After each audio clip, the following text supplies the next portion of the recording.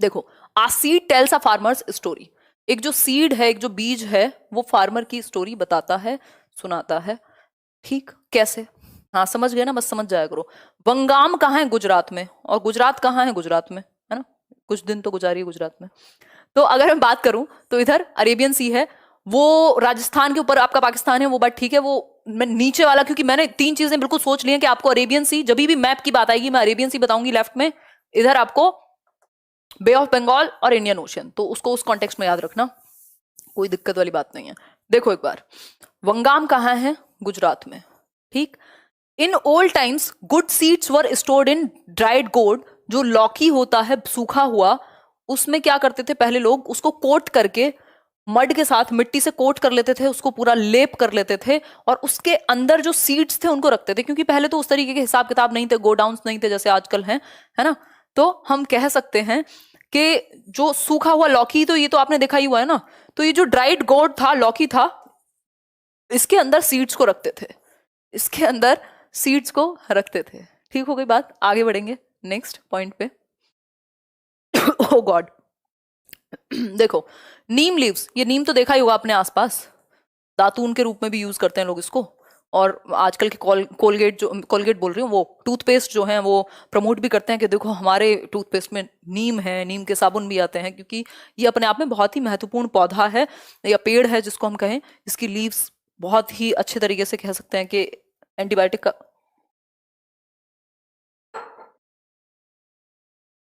देखो, तो neem leaves protect seeds from insects. जो नीम लीव्स हैं, अगर गेहूं वगैरह में भी लोग डाल के रख देते हैं ताकि कीड़ा ना लगे, क्योंकि ये कीड़ों से बचाता है, इंसेक्ट से बचाती है नीम लीव्स। ठीक है बात, आगे बढ़ेंगे।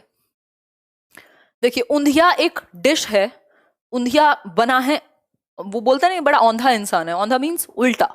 ठीक, तो ऊंधिया एक डिश है जो उल्टा बर्तन करके बनाई जाती है, बर्तन को उल्टा रख के बर्तन को बनाई जाती है।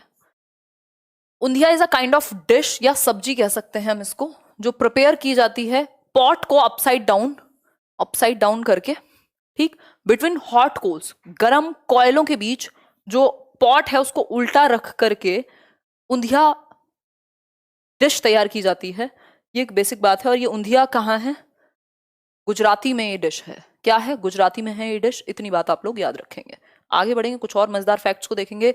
Undhiyu is being eaten with bajra rotis and homemade butter. अब ये याद रखेंगे, ये जो ऊंधिया डिश है, चलो सब्जी तो बन गई, खाली खाओगे क्या? अब नहीं, क्या चाहिए? बाजरा की रोटी बनाओगे, कभी खाई हो तो मस्त होती है। बाजरा रोटी बनाओगे और होममेड बटर, घर का बटर, जो देखने के लिए मुयस्सर नहीं है आजकल। कर्ड मतलब दही, और बटर मिल्क यानी छाछ, मट्ठा, जो आप कहना चाहें, इन सब चीजों के साथ ऊंधिया खाई जाती है। किसी को भूख लगी हो तो खा लेना, है ना?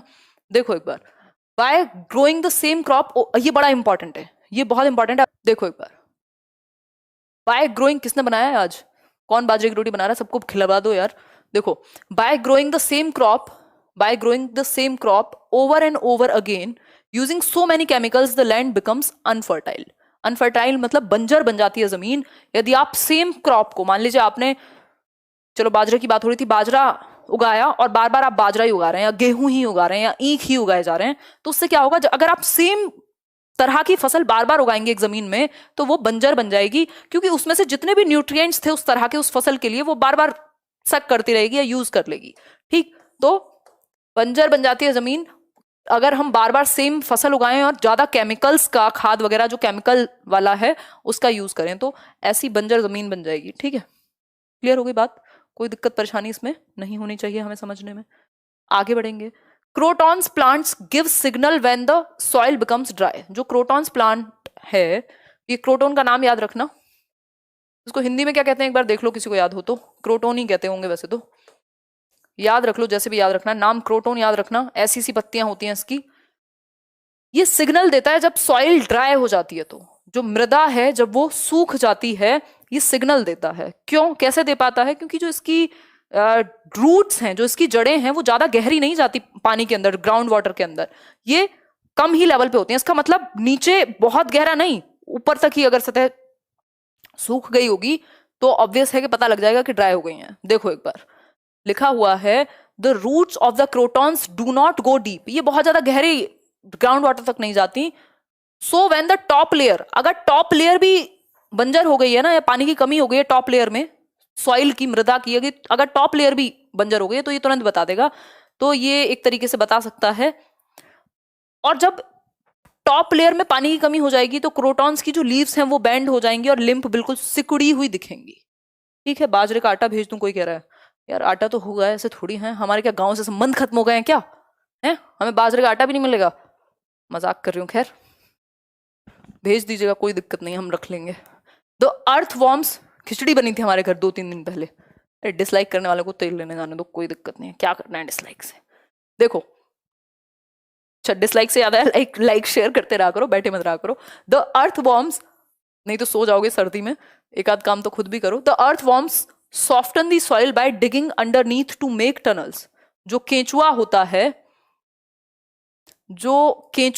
है, वो उसको फार्मर्स फ्रेंड कहा जाएगा, यानी दोस्त कहा जाएगा, किसका? किसान का। ये जो अर्थ वॉर्म्स है, जो केंचुआ है,